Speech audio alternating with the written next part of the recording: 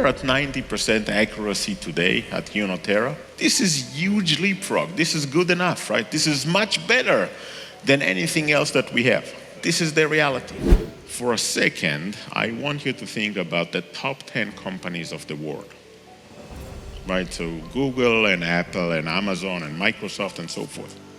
Top 10 companies of the world. And you ask yourself, what's going to happen to them in the next decade? And half of them are not going to be in the top 10 list. Now the problem is that we don't know which one is not going to be there, right? If we would know, we will sell short on those, and this is a guaranteed business model, sell short on those that are not going to be there.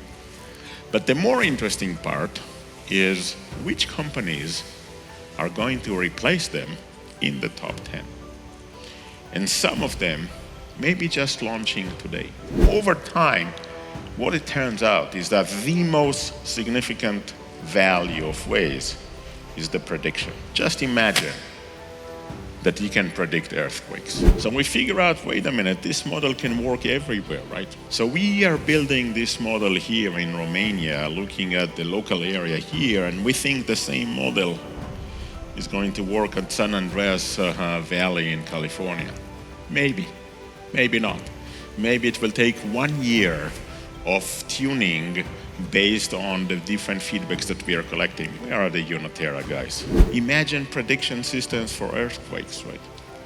So if they are accurate, there is no way that you are not going to have one. And so the market is going to be dramatically bigger than whatever the market is today with the 7 minutes prediction time or alert time that we have in Japan. Up to now, the majority of seismologists think that short-term forecast of earthquake is impossible.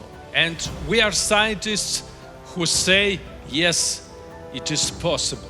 I can say that finally we understand what is happening, how we can explain the coupling from the underground through the atmosphere up to the near space, because the ionosphere is a near space of our planet. Ionoterra, it is some kind of gold bullet who find the way to detect all three these parameters with the necessary precision. An earthquake, first of all, is a burst of energy. It's not something which is spontaneous in a single point. It's an event occurring during or by the end of a very long procedure of a lot of pressure accumulating within the earth, trying to look for places from where it can release some of the pressure.